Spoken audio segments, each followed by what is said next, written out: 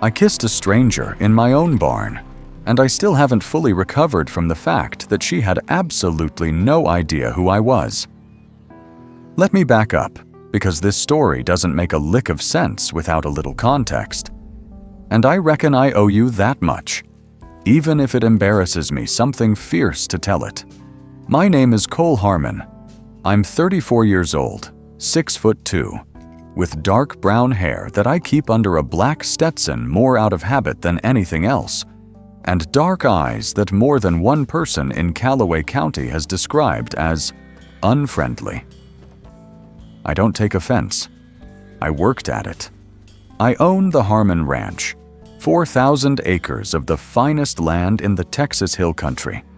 Black pickup truck, white fences running as far as you can see, and a bank account that would make your head spin if I ever told you the number. I won't. That's not how I was raised. I'm not saying any of this to brag. I'm saying it so you understand exactly how unusual it is that a woman spent 3 weeks on my property without having the faintest idea that the man in worn jeans and dusty boots feeding horses in the barn every morning was the same man whose name was on every fence post, every letterhead, and the gate she walked through the day she arrived. Her name is June Walker. 26 years old, about 5'5", with warm honey brown hair she kept in a loose braid that was always coming undone on one side, and these soft hazel eyes that looked at everything, even ordinary things, like a barn cat or a fence post, with genuine curiosity, like the world was still full of things worth noticing. She had a way about her that I couldn't name at first. I figured it out eventually. She was completely, genuinely herself.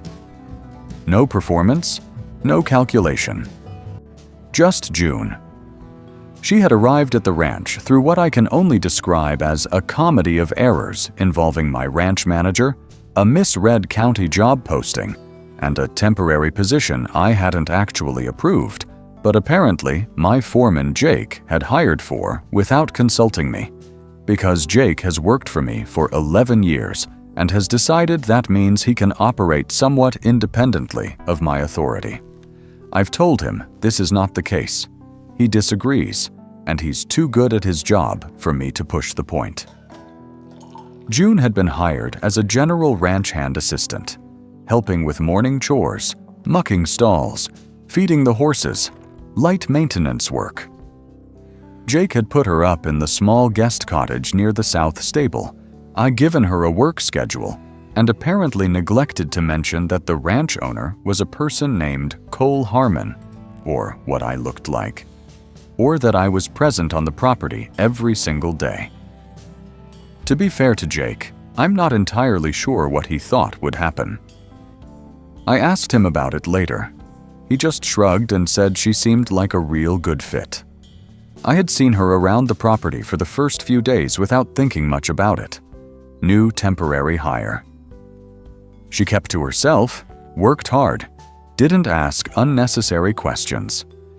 I noticed she was good with the horses, which I respect more than almost any other quality in a person. I noticed her braid was always coming loose. I noticed she laughed at something the barn cat did one morning, and the sound carried all the way across the yard to where I was standing. As I told myself I wasn't cataloging these things. I was wrong. If you're enjoying this story, go ahead and subscribe to the channel right now. We put out new stories every week, and I'd love to know what moment got you first. Leave a comment and tell me, and I'll leave you a little heart. The barn incident happened on a Thursday evening, about 3 weeks into June's time on the ranch. The sun was going down over the hill country, that specific Texas golden hour where everything looks like it was painted by someone who loved the land. And I had gone into the main stable to check on one of my mares who'd been a little off her feed. The barn was lit with the warm amber light of the overhead work lights, smelling like hay and horses and leather, the way a good barn always does. I wasn't expecting anyone else to be in there, I heard her before I saw her. She was humming something to herself, low and absent-minded, moving around the far end of the stall row. I came around the corner of the last stall, and she turned at the same moment, and there was about half a second where neither of us reacted. Then she tripped over the feed bucket. I caught her. That part was reflex. She pitched forward, and I moved without thinking, one arm around her waist, the other against the stall post for balance, and she grabbed my shirt with both hands, and we stood there for a moment in the amber barn light, closer than either of us had planned. Then she kissed me. I will be honest with you. I don't know exactly what happened in her head in that specific half-second. I think the combination of the adrenaline from nearly falling, the warm light, so and the fact that she was already holding on to me produced some kind of temporary short circuit in her decision-making, because she rose up on her toes, her hands still fisted in my shirt, and kissed me, soft and startled and completely sincere, right there in the barn with my mare watching from the next stall. It lasted maybe 4 seconds. Then she pulled back, and her eyes went wide, and she made a sound that I can only describe as a small verbal catastrophe. "Oh, I am so. I have no idea why I did that. I am so sorry. I don't." She released my shirt like it had burned her and took a step back and nearly hit the stall post, and I put a hand out to steady her without thinking about it, and she made the sound again. "I don't do that. I have never done that. I want you to know that I'm a professional, and that was extremely unprofessional, and I should go." "You're fine," I said. She stopped, looked at me. "I kissed you. I'm aware. You don't know me. I know you've been working here for 3 weeks, and you're good with horses, and you don't complain, and you laugh at the barn cat," I said. "And your braid is coming undone again on the left side." She reached up and touched her hair, looked at me like she was trying to figure out what kind of person she was dealing with. "I'm Cole," I said. "Cole Harmon." The change in her face was something I will remember until I die. It started with confusion, then moved through a very specific progression. Recognition, then disbelief, then a kind of dawning, wide-eyed horror that was so genuine it was almost funny. "Or Harmon," she said. "As in Harmon Ranch." "That's right. As in the name on every single fence post on this entire property. Also the gate," I offered. She covered her face with both hands. "I kissed the man who owns this ranch." "You did? I didn't know you were. Jake never said." She dropped her hands and looked at me with an expression caught perfectly between mortification and something I couldn't name yet. "I am so sorry." "You already apologized," I said. "Once was enough." She stared at me for another long moment. Then, because June Walker is apparently constitutionally incapable of staying embarrassed when something is genuinely funny, the corner of her mouth started to twitch. "This is the most embarrassing thing that has ever happened to me," she said. "I believe you," I said. "Naj, you're not going to fire me." It wasn't quite a question. I thought about it for exactly 1 second. "No," I said. "I'm not going to fire you." The thing about June is that she didn't change after that. That's what I kept expecting, for her to become awkward or overly formal or careful around me the way employees sometimes do when they realize they've crossed a line. She didn't. She was embarrassed for approximately 1 day, and then she was just herself again. And herself was a person who asked good questions about the horses and argued with me about the best way to fix the south pasture fence and brought 2 cups of coffee out to the barn on cold mornings because she said working without coffee before 7 a.m. should be a crime. I had not had someone bring me coffee in the barn before. I didn't know what to do with it. "Nice, you don't have to do this," I told her the first morning. I know, she said. I wanted to. She looked at me with those hazel eyes. Is it okay? I told her it was okay. It was more than okay. That's the honest truth, and I'm only able to say it now because of how things ended up. At the time, I told myself it was just coffee.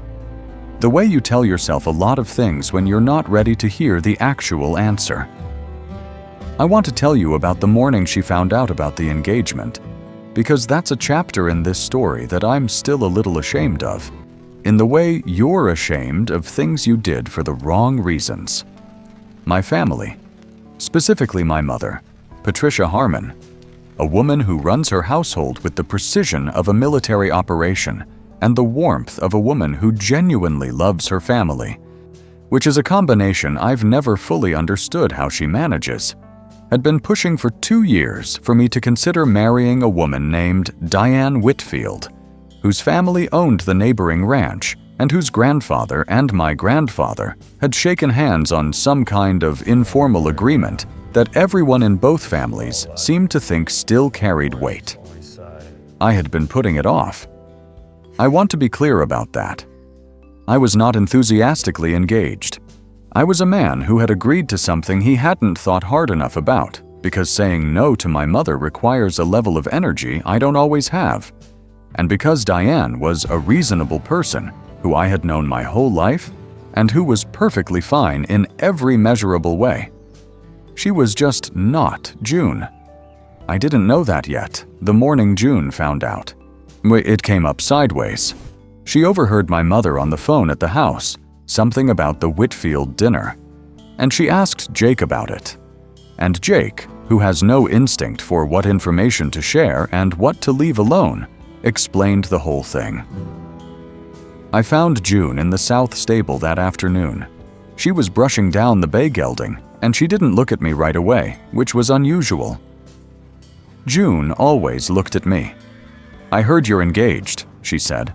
Not exactly, I said. It's complicated. Jake said it was an arrangement between the families. That's accurate, I said. It's not. I haven't made any formal commitment. She kept brushing. The gelding stood patiently. Outside, the Texas wind moved through the pasture grass. You don't have to explain yourself to me, she said. Quiet. Careful. I know I don't, I said. I want to. She looked at me then. Those hazel eyes. Why? I didn't have an answer for that. Not one I was ready to give. So I stood there in the stable feeling like a man who had walked up to a door and then couldn't make himself open it. And June looked at me for a long moment and then went back to brushing the gelding, and I told myself the conversation was finished. It was not finished. I just didn't know it yet.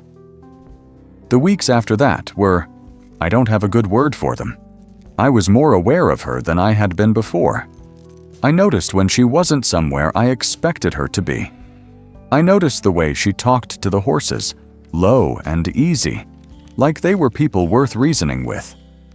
I noticed that she had a habit of tucking her braid over her left shoulder when she was concentrating on something, and that she pressed her lips together when she was trying not to laugh, and that she never once talked about herself the way people who want to impress you talk about themselves. I started finding reasons to be in the same place she was. I'm not proud of this, mostly because it took me an embarrassingly long time to recognize what I was doing. Jake recognized it immediately. He started grinning at me in a way that I found highly irritating. Not a word, I told him one morning. I didn't say anything, he said, still grinning. You were thinking very loudly. Didn't know you could hear thinking, he said. That's a new development. I told him to go fix the fence on the north pasture. He went, still grinning. The evening everything changed was in late October, when the Texas hill country had gone from summer heat to that specific crisp autumn air that makes the whole world smell different. Wood smoke and dry grass, and something clean underneath. I had asked June to stay a little late to help me check the south barn roof, which genuinely needed checking, and not at all because I'd been looking for a reason to spend an hour with her. Those two things were both true, and I'm going to let them coexist without commentary. We were up on the barn roof just before sunset. The hill country spread out below us in that gold and amber light, and June said out of nowhere, "I'm leaving at the end of the month." I looked at her. "My original contract was 8 weeks," she said. She was looking out at the pastures, not at me. "Jake mentioned the position might extend, but I didn't. I wasn't sure if you wanted that." "I do," I said. The words were out before I'd decided to say them. She turned, looked at me. "I want that," I said. More carefully now, but still honest, because I reckon there's a point where being careful and being honest stop being the same thing. "I want you to stay." "As a ranch hand," she said. "No," I said. The sun was halfway behind the hills. The light on her face was gold and warm, and she looked at me with those hazel eyes for a long moment. And then, because she is June, and June is more honest than anyone I have ever met, she said, "What about the arrangement with the Whitfields?" "I'm going to call Diane tomorrow," I said. "I should have done it 2 months ago." "Cole." "I know what I'm doing," I said. "I've known for a while. I just needed to catch up to myself." She pressed her lips together, trying not to smile. "You're very stubborn." "I've heard that." "You took 3 weeks to figure out what most people figure out in 5 minutes." "I'm a careful person," I said. She laughed, that laugh that carries across a yard. Out here on the barn roof, in the golden light, it was the best sound I'd ever heard, and I wasn't even trying to pretend otherwise anymore. "Okay," she said. "Okay? Okay, I'll stay," she said. "Not as a ranch hand." I reached out and tucked the loose piece of her braid back behind her left shoulder, the way I'd been wanting to do for weeks. She went very still, looking up at me. "I should tell you something," I said. "What?" "I have a ring." She blinked. "I'm sorry?" "My grandmother's ring," I said. "I've had it in the house for 2 years. I told my mother I was keeping it for when I found the right person." I looked at her. I found the right person approximately 3 weeks and 2 days ago in this barn, and then spent the rest of the time being stubborn about it. June Walker stared at me. Her mouth opened and then closed. "I'm not proposing tonight," I said. "I want to be clear about that. I'm not that far ahead of myself." "You just told me you have the ring." "I do." "While we're sitting on a barn roof at sunset."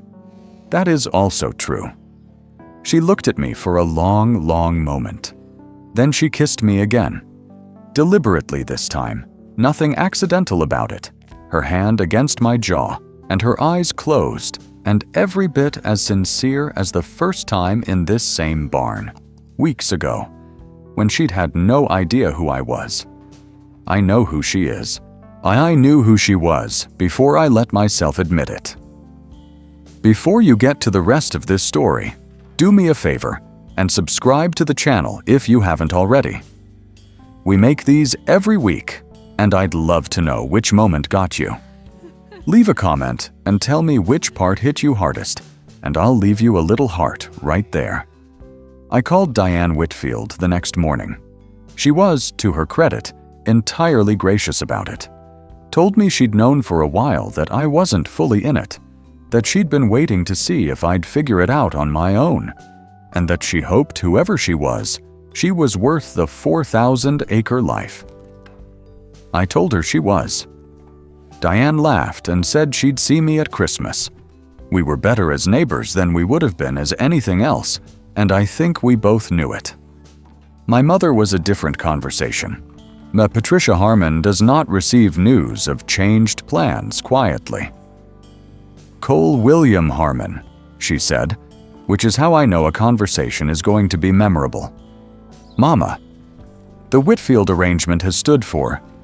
I know how long it stood, I said. I also know that an informal handshake between two grandfathers 30 years ago is not a binding contract. Silence. My mother's silences have weight. Who is she? She said. Her name is June Walker. She's been working on the ranch for about 2 months. Another silence. Bring her to dinner on Sunday, my mother said finally. It wasn't a question. I told June about the Sunday dinner the following morning over coffee in the barn. She was quiet for a moment, holding her mug in both hands, looking at the middle distance the way she does when she's thinking. Your mother expected you to marry someone else, she said. She expected me to do a lot of things, I said. I've been disappointing her managed expectations since 1978. June pressed her lips together. What is she like? She's the most organized person I've ever met, and she loves her family more than anything on earth, and she's going to see through every polite thing you say directly to exactly who you are, I said, which means you're going to be completely fine. Because I'm not polite? Because you're exactly who you are, I said. That's not something my mother misses. June looked at me over her coffee mug. Something warm and complicated in those hazel eyes. You say things like that sometimes. Like what? Like you've been thinking about me. I had been thinking about her since the Tuesday she walked through my gate with hay in her braid and asked the barn cat a direct question. I did not tell her this. I just drank my coffee and looked at the mare in the nearest stall, and June made a quiet sound that might have been a laugh, and we sat in the early morning barn light like two people who had found where they were supposed to be. The Sunday dinner was, I'll say it went better than I expected, and leave it mostly there. My mother, to her credit, asked June 3 pointed questions, got 3 completely honest and uncalculated answers, and then passed June the cornbread and started talking to her like a person. I'd brought women home before who spent the entire dinner managing my mother's impression of them. June didn't manage anything. She was interested in my mother's garden and asked about the history of the property and told a story about her first week at the ranch that made my mother laugh out loud in a way I hadn't heard in a while. After dinner, my mother pulled me aside in the kitchen while June was in the living room looking at the old rodeo photographs on the wall. She's good, my mother said. I know, I said. She's not what I expected. Better or worse? My mother considered this with the specific seriousness she applies to genuine questions. Better, she said. She's genuine. I don't know the last time I met someone genuinely genuine. I looked through the kitchen doorway at June standing in front of a photograph taken at the county rodeo in 1987, studying it like it was something worth understanding. Her braid over her left shoulder, her boots a little dusty from the afternoon, completely herself. Yeah, I said. I know. I proposed to June on a Tuesday. It felt right that it was a Tuesday. She had arrived on a Tuesday, and it seemed like the kind of day that suited us, quiet and unremarkable, and somehow exactly right. I didn't do it on a barn roof or at a restaurant, or with any audience except my grandmother's ring and the late afternoon light on the south porch and the entire hill country spread out beyond the railing.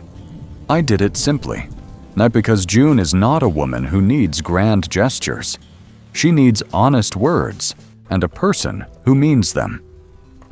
I told her I had been closed off for a long time and that I'd told myself it was preference and found out it was just waiting.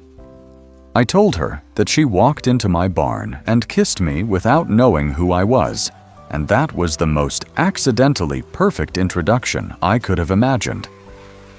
I told her that I was stubborn and sometimes quiet in ways that could be frustrating, and that I worked too much and thought about things longer than most people are comfortable with. "I know all of that," she said. "I know you do," I said. "I just wanted to put it on the table." "Cole?" "June." "Ask me," I asked her. She said yes before I'd finished the sentence, which she claims she didn't do, but she absolutely did, and I have no complaints. The wedding was on the ranch. Of course it was on the ranch. There was never any other possibility.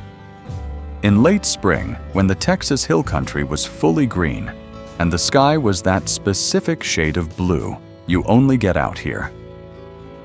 Jake was my best man, and spent approximately half his speech reminding everyone about the barn incident, which he had been waiting 11 months to do in a public setting. June laughed through the whole thing.